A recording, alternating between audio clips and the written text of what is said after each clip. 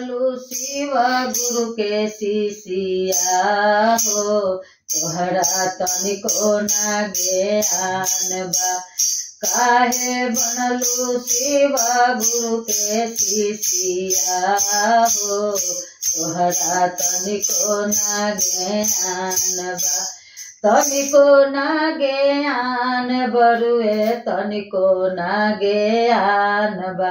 अरे काहे बनलू शिव गुरु के शिष्या हो तोहरा तनिको ना ज्ञान बा।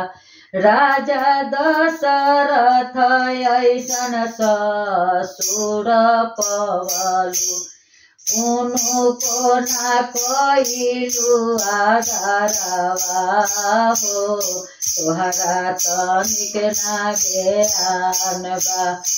उनको ना कइलू आदरवा हो तोहरा तनिको ना ज्ञान बा। अरे काहे बनलू शिव गुरु के शिष्या हो तोहरा तनिक ना ज्ञान बा।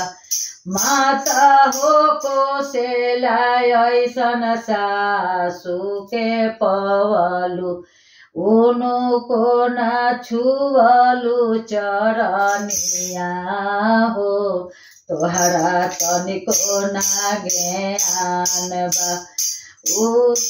उनको ना छुअलू चरनिया हो तोहरा तनिको ना ज्ञान बा। काहे बनलू शिव गुरु के शिष्या हो तोहरा तनिको ना ज्ञान बा। लक्ष्मण ऐसन तू देवर पवलू उनको के भैया ना समझलू हो तोहरा तनिको ना ज्ञान बा। काहे बनलू शिव गुरु के शिष्या हो तोहरा तनिको ना ज्ञान बा।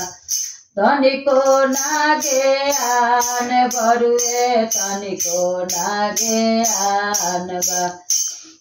अहे बनलू शिव गुरु के शिष्या हो तोहरा तनिको ना ज्ञान बा।